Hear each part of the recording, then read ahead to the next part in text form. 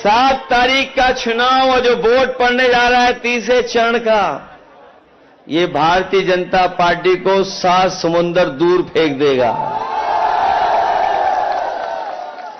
ये चरण उनका सफाया करने जा रहा है। पहले दूसरे चरण की हवा तो आपको पता लग गई होगी। पहले दूसरे चरण में जो जनता ने भारतीय जनता पार्टी को पलटा है, रहा बचा तीसरे चरण वाले लोग, इन लोगों का सफाया करने जा रहे हैं।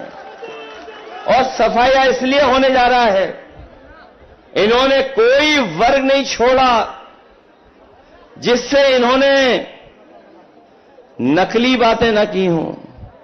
पिछले 10 साल का अगर इनका हिसाब किताब देखें तो इनकी हर बात झूठी निकली और इनके झूठे वादे निकले। यही लोग कह रहे थे कि हम किसानों की आय दोगुनी कर देंगे। आज किसान अपना हिसाब किताब लगाता है, लागत को देख करके चिंता करता है, और इस महंगाई में जो उसका मुनाफा होना चाहिए, जो पैदावार का मूल्य होना चाहिए, वो ये सरकार दे नहीं पा रही है। और परिणाम ये है कि लागत लगाने के बाद, अपनी मेहनत पूरी करने के बाद भी हमारा किसान खुशहाल नहीं हो पा रहा है, गांव के लोग खुशहाल नहीं हो पा रहे हैं।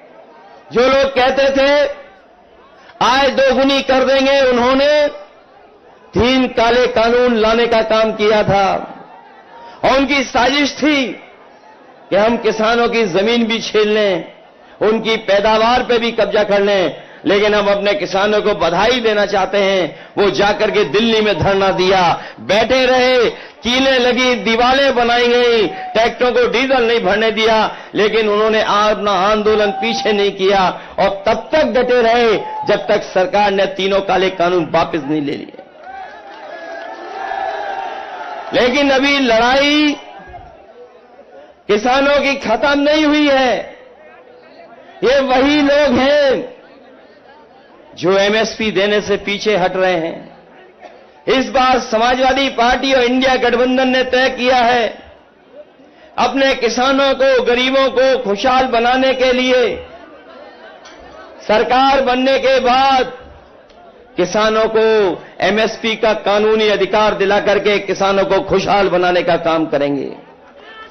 ये लोग जो विकसित यात्रा कर रहे थे, गांव-गांव जाकर के अपनी पार्टी का प्रचार कर रहे थे, हाँ, हमारे प्रधान और गांव के रहने वाले लोग जानते होंगे, अगर प्रधानों ने सहयोग न किया होता तो इनकी विकसित यात्रा भी गांव नहीं पहुंच पाती।